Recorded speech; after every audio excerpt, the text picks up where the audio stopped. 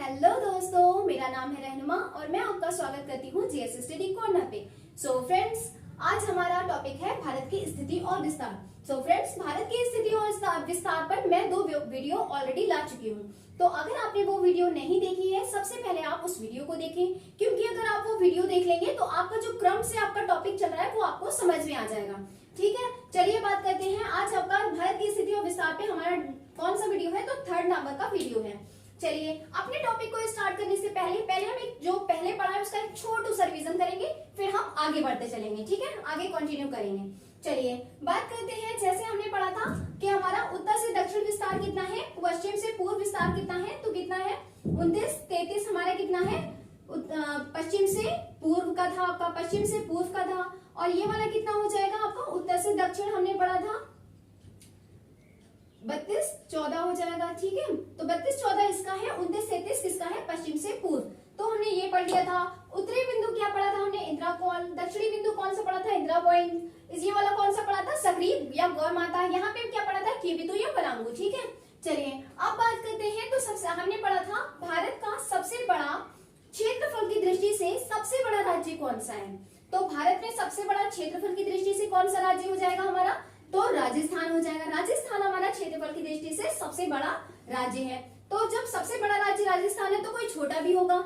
इसी तरह से सबसे छोटा राज्य कौन सा हो जाएगा क्षेत्रफल की दृष्टि से, तो हमारा गोवा हो जाएगा। चलिए इस तरह से बात करते हैं जनसंख्या की दृष्टि से। भारत में ऐसा कौन सा राज्य है जो जनसंख्या की दृष्टि से सबसे बड़ा है, तो जनसंख्या की दृष्टि से आपका कितना है, उत्तर प्रदेश। यानी भारत की जनसंख्या सबसे ज्यादा निवास कहाँ करती है, जनसंख्या सर्वाधिक कहाँ है भारत में, तो उत्तर प्रदेश में निवास करती है। और जनसंख्या की दृष्टि से सबसे छोटा राज्य कौन सा हो जाएगा, तो सबसे छोटा राज्य कौन सा हो जाएगा जनसंख्या की दृष्टि से, आपका सिक्किम हो जाएगा। ठीक है, चलिए अब बात करते हैं, कुछ पॉइंट्स और पढ़ लेते हैं। तो भारत का क्षेत्रफल संपूर्ण विश्व का, यानी भारत का क्षेत्रफल संपूर्ण विश्व में कितना है, तो इसमें देख लेते हैं, एक बार समझ लेते हैं हम। तो ये हमारी क्या है, पृथ्वी है। तो भारत हमारा कहाँ स्थित है, यहाँ पे स्थित है ना, भारत हमारा यहाँ पे स्थित है। तो ये भारत आपका स्थित है। तो पूरी पृथ्वी का भारत का जो स्थान है वो कितने परसेंट है, तो कितने परसेंट है भारत का, तो भारत का क्षेत्रफल संपूर्ण विश्व का 2.42% है। यानी जो भाग है वो भारत का कितना है, 2.42%। अच्छा, तो 2.42% है, लेकिन जनसंख्या संपूर्ण विश्व की भारत में कितनी निवास करती है, तो भारत में कितनी निवास करती है, 17.5% भारत में जनसंख्या निवास करती है संपूर्ण विश्व की। अगली बात करते हैं, अंतरराष्ट्रीय स्थलीय सीमा सबसे बड़ी किसकी है, तो ऐसा कौन सा देश है जिसकी अंतरराष्ट्रीय सीमा जो है वो सबसे बड़ी लगती है भारत के साथ, है ना। तो वो देखते हैं, अंतरराष्ट्रीय स्थलीय सबसे बड़ी, जब बड़ी की बात करेंगे तो कौन सा हो जाएगा हमारा, ये बांग्लादेश हो जाएगा। ठीक है, और ये इसकी जो स्थलीय सीमा यानी कुछ इस तरीके से है, तो वो जब इस तरीके से अगर इसको सीधा करें तो अच्छी खासी लंबी हो जाएगी। तो सबसे लंबी कितनी है, बांग्लादेश की है सबसे बड़ी। कितनी है आपकी, अगर बात करें यहाँ पे लिख देती हूँ, बांग्लादेश तो कितनी हो जाएगी आपकी, 40-96 किलोमीटर। ठीक है, मीटर में किलोमीटर में है। अंतरराष्ट्रीय स्थलीय सबसे छोटी, यानी ऐसा कौन सा देश है जिससे भारत की स्थलीय सीमा जो है बहुत छोटी लगती है, तो कौन सी लगती है आपका, देखिए नक्शे से ही पता चल रहा है ये कैसा है आपका, तो अफगानिस्तान से लगती है। यहाँ पे अफगानिस्तान हो जाएगा आपका, अफगानिस्तान। तो सबसे छोटी किससे लगती है, अफगानिस्तान से। सबसे बड़ी बांग्लादेश से। यहाँ पे कितनी लंबाई है, 40-96। अगर इसकी बात करें तो इसकी कितनी हो जाएगी, 106 किलोमीटर। चलिए ये हो गया। अब बात करते हैं कि भारत का जो स्थान है कौन से नंबर पे है, यानी अगर हम पूछें कि जनसंख्या के स्थान से, यानी जनसंख्या की दृष्टि से भारत का स्थान कौन सा है, तो आपको पता ही है कौन से नंबर का है, दूसरे नंबर का। पहले नंबर का कौन सा है, चीन है। चलिए इसी तरह से क्षेत्रफल की दृष्टि से भारत का कौन से स्थान पर है, तो कौन से स्थान पर है, 7वें नंबर पे। ठीक है, जैसे आपको ये भारत का है, और ये अभी हमने परसेंट के हिसाब से देखा था, अब हम नंबर के हिसाब से देखेंगे कि कौन से नंबर पे है। ठीक है, इरेज कर देती हूँ। तो आपका पहले नंबर पे कौन हो जाएगा, आपका पहले नंबर पे है। भारत का स्थान जब 7वां है तो पहले नंबर पे भी कोई ना कोई होगा। तो पहले कौन हो जाएगा आपका, रूस हो जाएगा। दूसरे नंबर पे कौन हो जाएगा आपका, कनाडा हो जाएगा। तीसरे नंबर पे कौन हो जाएगा आपका, चीन हो जाएगा। फिर आपका संयुक्त राज्य अमेरिका हो जाएगा, अमेरिका आपका हो गया। उसके बाद कौन हो गया, ब्राजील हो गया। फिर कौन हो जाएगा ब्राजील के बाद में आपका? ऑस्ट्रेलिया हो जाएगा, ऑस्ट्रेलिया हो जाएगा। फिर आपका कौन से नंबर था? यानी 1 2 3 4 5 6 6 तक ये है। तो भारत का स्थान 7वां देखा था हमने, तो भारत का स्थान कौन सा हो जाएगा? 7वां। तो भारत कौन से नंबर पे है अगर क्षेत्रफल की दृष्टि से देखा जाए तो 7वें नंबर पे है। ये आपको ध्यान रखना है। जैसे क्वेश्चन आपसे ये पूछा जा सकता है कि भारत का स्थान कौन सा है क्षेत्रफल की दृष्टि से, तो आपके ऑप्शन में 3 4 5 6 7 इस तरीके से कुछ भी बना के दे सकते हैं। तो आपको किसको चूज करना है? नंबर में हो तो 7। और अगर आपसे पूछा जाए कि भारत का, आपसे ये कह दिया जाए कि क्षेत्रफल की दृष्टि से देशों को क्रम से लगाइए, तो आपको क्रम से आपको पता होना चाहिए। पहले नंबर पे रूस, दूसरे पे कनाडा, तीसरे पे चीन, चौथे पे संयुक्त राज्य, इस तरीके से आपको लगाने को भी आ सकता है।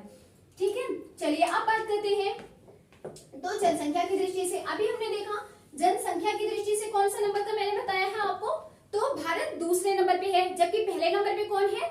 तो चीन है। तो अगर देखें पहले नंबर पे आपका चीन हो जाएगा और दूसरे नंबर पे कौन है? तो भारत हो जाएगा। ठीक है, अच्छा अब बात करते हैं कि भारत दूसरे नंबर पे है, तो हमारा पड़ोसी देश कौन है? पाकिस्तान। इसके कौन से नंबर पे है जनसंख्या में? कभी कभी ये भी पूछा जा सकता है।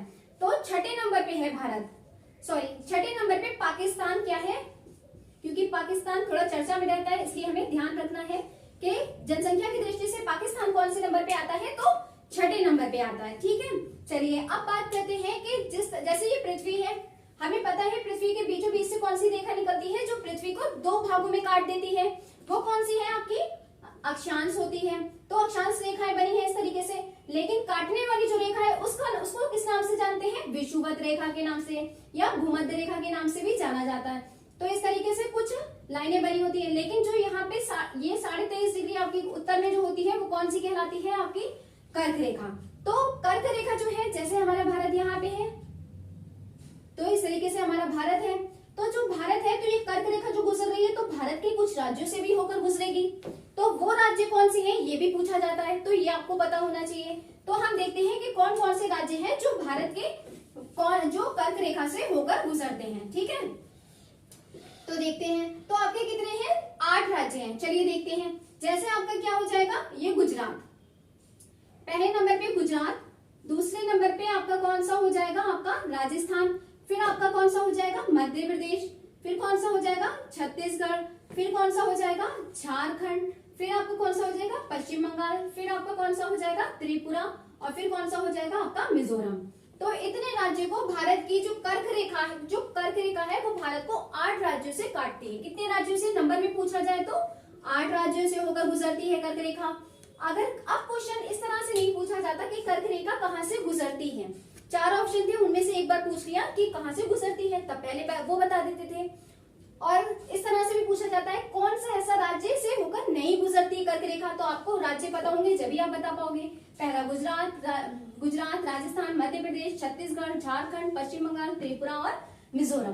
तो ये 8 राज्य हैं। लेकिन अब क्वेश्चन का लेवल थोड़ा बदल गया है, तो आपसे अब ये नहीं पूछा जाता, अब आपसे क्या पूछा जाता है कि क्रम से व्यवस्थित करो। तो क्रम आपको पता होना चाहिए 8 राज्यों का किस तरह से ये कर्क रेखा होकर गुजरती है। तो आपको पता होना चाहिए पहले नंबर पे गुजरात है आपका, फिर दूसरे नंबर पे आपका मध्य प्रदेश हो जाएगा, और फिर आपका कौन सा हो जाएगा?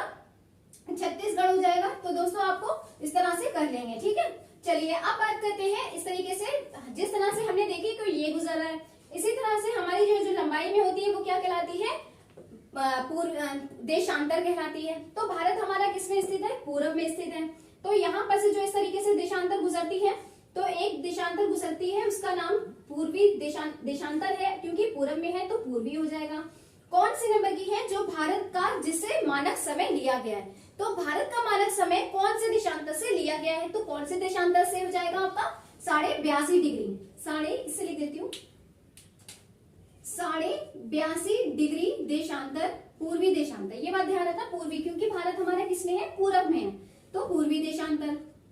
आपके ऑप्शन में 82.5 डिग्री पश्चिमी भी लिखा होगा, पूर्वी भी होगा, तो आपको ध्यान रखना है 82.5 तो है, लेकिन साथ में कौन सा है? पूर्वी देशांतर हो जाएगा आपका, पूर्वी देशांतर। अब ये जो पूर्वी देशांतर है, यानी ये लाइनें तो कैसी है? इस तरीके से है, खड़ी है, तो वो किस तरह से गुजरेंगी? भारत से ऐसे गुजरेंगी, यानी इस तरीके से गुजरेंगी।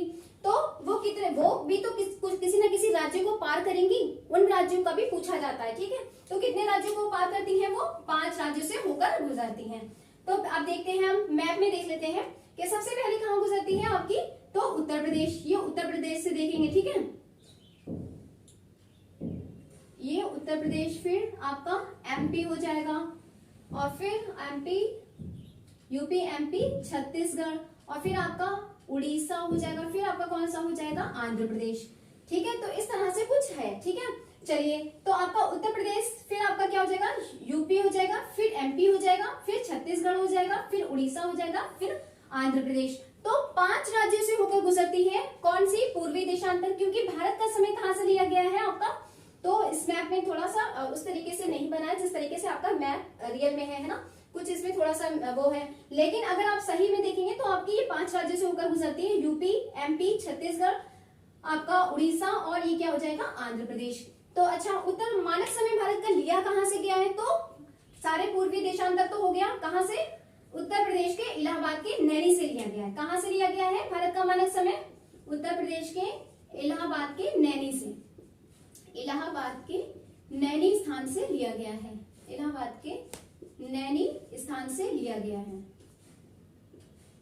ठीक है, नैनी से लिया गया है। अब ये पूछा जाता है तो जो आपके विश्व की आपकी ग्रीनविच रेखा है उससे हमारा भारत का समय कितना लंबा, कितना ज्यादा है, तो हमारा भारत का जो समय है वो कितना आगे चलता है, तो 5.5 घंटे। ये भी पूछा जाता है, भारत का समय ग्रीनविच से कितना आगे है, भारत का समय ग्रीनविच से कितना आगे है, तो कितना आगे है, 5.5 घंटे। ये बात ध्यान रखेंगे, 5.5 घंटे भारत का मानक समय जो जहां से लिया गया है, कहां से लिया गया है, इलाहाबाद के नैनी से। कितना समय आगे है ग्रीनविच से, तो आपका कितना समय आगे है, 5.5 घंटे। ठीक है, तो क्या क्या चीजें पढ़ ली हमने। तो फ्रेंड्स, अगर ये सारी चीजें मैंने जो पढ़ी है ये आप अपनी कॉपी पे नोट्स बना सकते हैं, लिख सकते हैं, नोट कर सकते हैं। चलिए अब बात करते हैं कि जो भारत के कुछ पड़ोसी देश हैं, जैसे पाकिस्तान है, अफगानिस्तान है, चीन है, और ये आपका म्यांमार है, नेपाल है, भूटान है। तो इस तरीके से भी आपको इनके पड़ोसी देश के भी पढ़ना है ना। तो इस वीडियो में सिर्फ आपको इतना ही पढ़ाएंगे। अगली वीडियो आएगी जिसमें भारत के पड़ोसी देश, उनकी मुद्रा क्या है, उनकी राजधानी क्या है, उनके वहां के प्रधानमंत्री कौन है, उस सब के ऊपर पूरे डिटेल से वीडियो आएगी, जो आपके पेट में भी काम बहुत ज्यादा आएगी, और कोई भी कंपटीशन लेवल का आप देंगे तो वो उसमें काम आएगी। सो फ्रेंड्स, अगर आपको मेरी मेहनत पसंद आई हो, आपको मेरा पढ़ाने का स्टाइल समझ आया हो, तो प्लीज वीडियो को लाइक करें, शेयर करें और सब्सक्राइब करें, और हाँ, कमेंट करना ना भूलें। Thank you.